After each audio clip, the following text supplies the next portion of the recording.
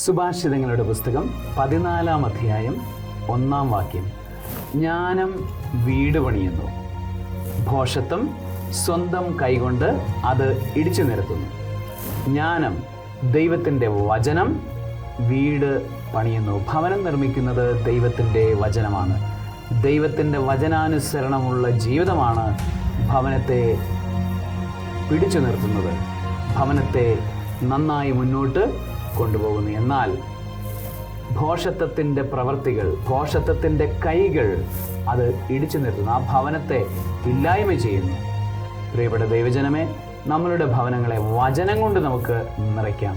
വചനത്തിൻ്റെ വായന, വചനത്തിൻ്റെ പ്രാർത്ഥന, വചനത്തിൻ്റെ പാലനം, വചനത്തിൻ്റെ അനുസരണം, ഇവ കൊണ്ട് നമ്മളുടെ ഭവനങ്ങളെ നിറയ്ക്കാം. അങ്ങനെ ഭവനങ്ങൾ പണിയപ്പെടുന്ന അനുഭവങ്ങളിലേക്ക്, വളർത്തപ്പെടുന്ന അനുഭവങ്ങളിലേക്ക് വളരട്ടെ.